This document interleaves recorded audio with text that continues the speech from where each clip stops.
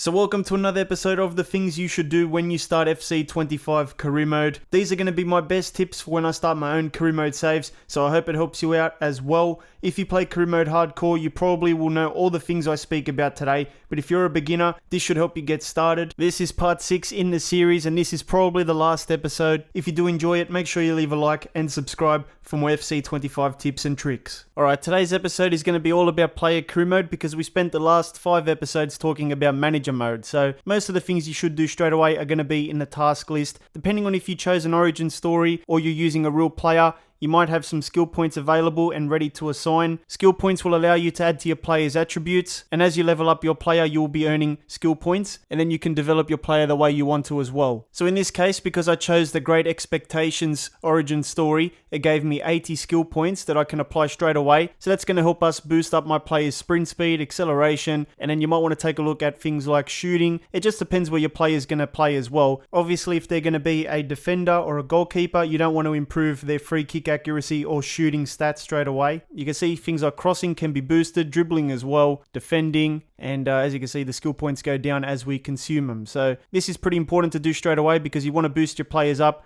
with the skill points. That will improve their performances straight away and grow their overall as well. Another thing you need to do straight away is assign play styles to your player. Depending on if you're using a real player or you chose an origin story, you might have some play styles that you can assign, so just click on it. For activities, training and playing matches, you will be earning different types of personality points, increasing your personality level. Each new level allows you to equip one more play style, and a play style is a modifier to improve your performance on the pitch. As your personality evolves, the selection of play styles changes with it. So yeah, you might have some free slots available. You can tell because it has the plus icon there. Not all the playstyles will be unlocked. As you progress through the game, you will unlock more playstyles, but like I said, depending on if you choose an origin story or if you're using a real player or something like that, you might have already some unlocked ones. So you can just put this one on and then you can also go to the second one and do that. You might want to read through all these playstyles, see what they do, because obviously you want to put the right ones on the player. You don't want to put a finesse shot playstyle on a defender or something like that. So think about it, read through them all, and see what they do. Next up, we have a personality boost. Now, if you pre-ordered FC25, I think this is a pre-order bonus. So you can boost your preferred personality type. Basically, all 3 of these are motivate teammates. I don't know if that's a bug. This one has 5,000 virtuoso points, 2,000 maverick points, and 500 heartbeat points. So I guess they're all the same. Let's just click on this one, and we have to hold to select.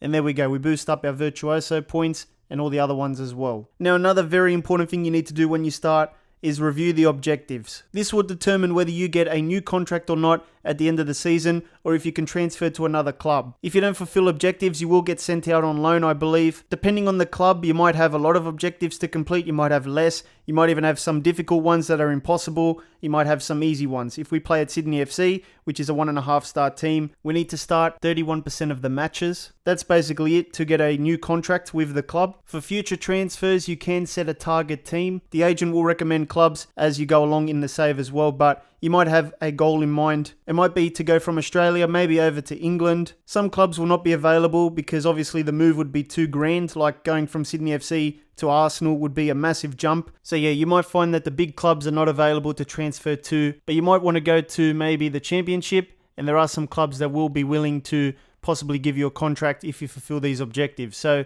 if we go to Blackburn Rovers, which is a 3-star team, they want 67% appearances, 63% dribbling rate, and then the optional ones are matches won, finesse goals, and hat-tricks. Some objectives here are going to be contract objectives. These are mandatory contract objectives that you need to complete to be eligible for a new contract with the current club. There's also 3 optional ones here. So the ones that say optional are for the wage objectives. If you complete those, you can get your requested weekly wage. But even if you don't complete them, it's alright. It's still optional. You can edit your wage by pressing triangle to give you a little bit more money, but obviously the wage objectives will become a little bit harder, and also the contract ones as well. You just have to take a look, see what the teams want, and be realistic with your moves. You know, you don't want to go from Sydney FC to Barcelona. It's going to not likely happen for you. You're going to have to work your way up through a couple of seasons. The next thing you need to do could be featured in your task list as well, but if it's not, you can go over to the My Pro section and go to the activities tile here. Click on that. You might have some money depending on if you chose an origin story or if you're using a real player, or even if you're just creating one from scratch. You're going to be starting to earn a wage as the weeks go by in player career,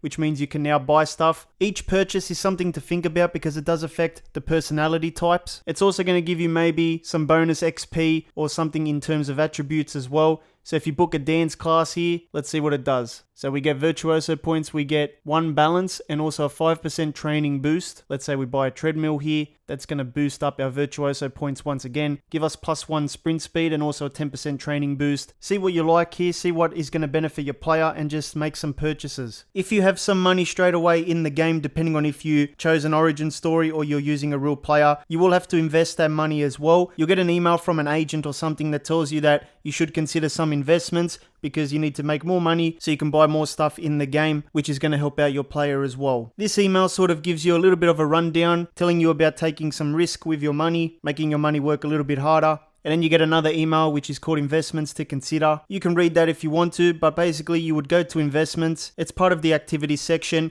And then you can take a look and see which ones are going to be good investments for you. You have to look at obviously the money you have in the bank at the moment. We have around $1 million. There's going to be low risk investments like an esports team for 30 days and that's going to give you $63,000 in revenue. There's a phone app which does the same thing. Then you've got the microfinance which gives you $125K. You can even do a clothing brand which is medium risk. Then you have high risk investments like sports equipment, $303K. And then you have fragrances as well, which is low risk. You might want to take that offer. You can even buy shares in a restaurant, or you can invest in the stock market, invest in a new game, music industry, so many things here, even property as well. So let's say we do a low risk thing here, which is a fragrance. We'll just hold to select that. And obviously it takes the money out of our bank account, but we should get some more money when the 45 days are up. As you make more money through investing, you can then obviously buy more things, which helps out your players. So investments are important in FC25 player career. When you start your save, you might notice that there are some activities you could do. They might come up in the task list. This one is called Read a Book by a Club Legend. And if we click on it,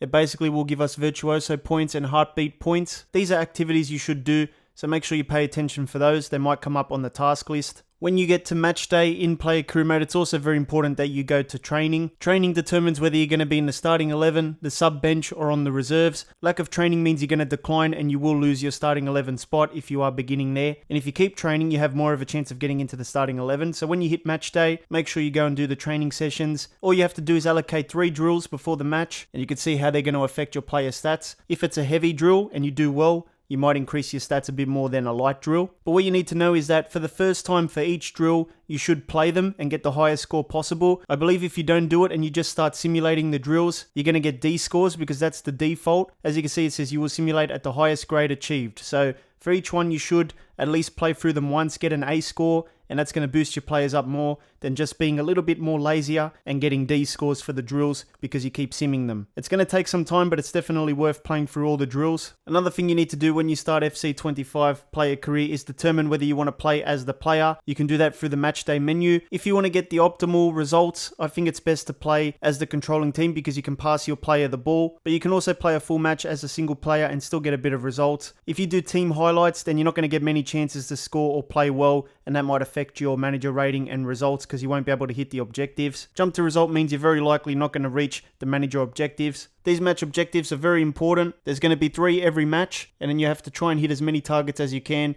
You can even enhance one as well. They come up before the game, you can read them, and then enhance one if you want to by holding down the X button. This is not something you need to do straight away, but you could edit your pro if you really want to. You can give them a commentary name or a kit name. You can even change their kit number as well. You can also put tattoos on the player and also change their animations. And don't forget, you can also change the boots at any time. So if they're wearing generic black boots, give them some branded boots. It will look better on the field. Thank you to my channel members Chris and Callum for your support. If you want your name featured here, just sign up using the link in the description. If you did enjoy, make sure you leave a like for me, make sure you subscribe for more episodes, and hit the thumbnail in the middle to watch another FC25 video.